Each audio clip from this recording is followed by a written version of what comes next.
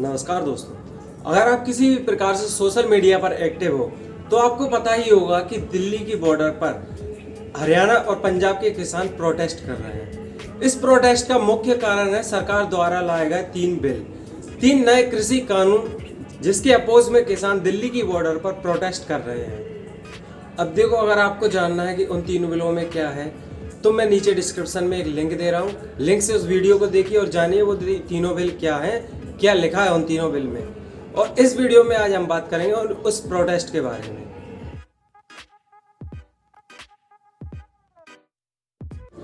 इस प्रोटेस्ट को लेकर शुरुआत से ही कई बातें सामने आ रही हैं, जैसे कि क्या ये प्रोटेस्ट सही है, मतलब या क्या ये प्रोटेस्ट किसानों द्वारा किया जा रहा है या फिर कोई राजनीतिक प्रोपेगेंडा है। देखो, इस बात में तो कोई शक नहीं कि ये किसानों द्वारा ही किया जा रहा है, बस कुछ बाहरी ताकतें इसमें अपना भुट्टा सेकना चाहती हैं। लेकिन किसान जो है वो बहुत ज्यादा समझदार है, इसलिए उन्होंने इस सिचुएशन को काफी अच्छे तरीके से कंट्रोल किया और अपने आंदोलन को खराब होने से बचा लिया। तो प्रोटेस्ट में सबसे ज्यादा मेन है पंजाब और हरियाणा के किसान, क्योंकि इन दोनों राज्यों में किसान सबसे ज्यादा पाए जाते हैं और यहाँ पर सबसे ज्यादा लार्ज स्केल पर फार्मिंग भी की जाती है। लेकिन अगर आप वहीं दूसरे राज्यों में देखें तो वहां पर फार्मर्स इस बिल का सपोर्ट करते हुए आपको नजर आएंगे। जो हमें मिला है वो 2440 रुपए कुंटल हमारी धान घर से उठा के ले जा रहे हैं। 2440 रुपए। 2440 रुपए। समर्थन मूल्य क्या है उसका? 1880 रुपए। हाँ। मेरी जानकारी में नहीं, मेरी जेब में तो आया ही है ना, क्योंकि वो मेरा बचा हुआ है, ट्रांसपोर्टेशन मेरा बचा हुआ है, तुलाई मेरी बची हुई है, मेरा समय बचा है जिससे मैं दूसरी खेती के लिए अपना खेत तैयार करने में अपना समय लगाया। ये तो मेरे लिए फायदे की चीज हुई ना। जब ये नया कानून आया है, माल भाड़ा, तुलाई, ट्रांसपोर्टेशन, ये आपकी जेब से लगा है या व्यापारी ने दिया? नहीं, ये सब व्यापारी का लगा, हमारा कुछ नहीं है। अपने धान का ढेर लगा था, वहाँ पे वो तुलाई लगा दी उन्होंने, पूरा जो तय हुआ वो पूरा पैसा दिया, 1 रुपए नहीं लिया हमने। 1 रुपए। यानी कि पंजाब और हरियाणा के अलावा कई राज्यों में इस बिल का सपोर्ट भी किया जा रहा है। अब देखो, दोनों ही हमारे अन्नदाता हैं। जो प्रोटेस्ट कर रहे हैं वो भी किसान ही है और जो अपोज कर रहे हैं वो भी किसान ही है। तो ऐसे में सवाल ये खड़ा होता है कि सही कौन है और गलत कौन है।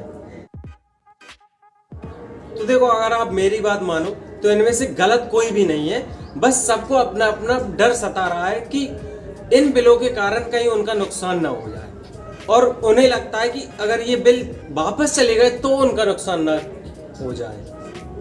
पंजाब और हरियाणा के किसान जो है अपने स्टेट में सबसे ज्यादा लार्ज स्केल फार्मिंग होने के कारण अपनी फसल को बाहरी मार्केट में न बेचकर सबसे ज्यादा एमएसपी पर बेचते हैं। एमएसपी यानी मिनिमम सपोर्ट प्राइस।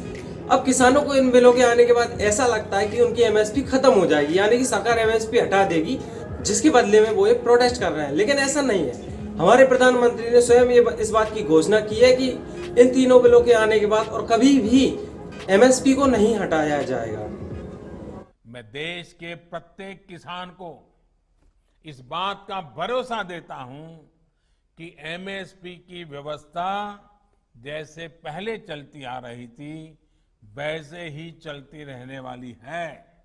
अब देखो, अदर स्टेट के जो किसान हैं वो इस बिल का सपोर्ट इसलिए कर रहे हैं क्योंकि वो एक स्मॉल स्केल फार्मर है, और स्मॉल स्केल फार्मर होने के कारण वो अपनी फसल को या तो लोकल मार्केट में बेचते हैं या फिर एपीएमसी मंडी में बेचते हैं, जिसके कारण उन्हें अपनी फसल का सही दाम नहीं मिल पाता। उनका कहना है कि एपीएमसी मंडी और लोकल मार्केट की हालत इतनी खराब है कि उन्हें अपने फसल का सही रेट नहीं मिल पाता, इसीलिए वो इस बिल का सपोर्ट करना चाहते हैं। मंडी की क्या हालत पूछे, मंडी की तो हालत बहुत खराब है। कहीं ये टैक्स, कहीं वो टैक्स, और 10-10 किलो तो वो सैंपल लेने में ही फेंक देते, निकाल लेते हैं। अच्छा, और क्या, बहुत घाटा जाता था मंडियों में। क्योंकि इस बिल के आने के बाद उनके खर्चों में बहुत ज्यादा कमी आएगी, जिससे उन्हें प्रॉफिट ज्यादा होगा। और उन किसानों का कहना ये भी है कि अगर सरकार इन तीनों बिलों को वापस लेती है तो वो इस बिल को वापस लाने के लिए प्रोटेस्ट करेंगे। अब देखो, इस मामले में हमें ये सोचना है कि हमें किसका सपोर्ट करना चाहिए, यानी कि जो प्रोटेस्ट कर रहे हैं उन किसानों का या फिर जो इस बिल को सपोर्ट कर रहे हैं उन किसानों का। तो मेरे कहने में सबसे पहले आपको बिल की पूरी जानकारी होनी चाहिए कि क्या ये बिल सही है या फिर गलत है। देखो, बिल्कुल सही तो नहीं होगा और बिल्कुल गलत भी नहीं होगा, तो आपको इस बिल को थोड़ा सा बीच में लेकर सोचना चाहिए कि क्या इस बिल से किसानों को फायदा हो भी सकता है या नहीं हो सकता।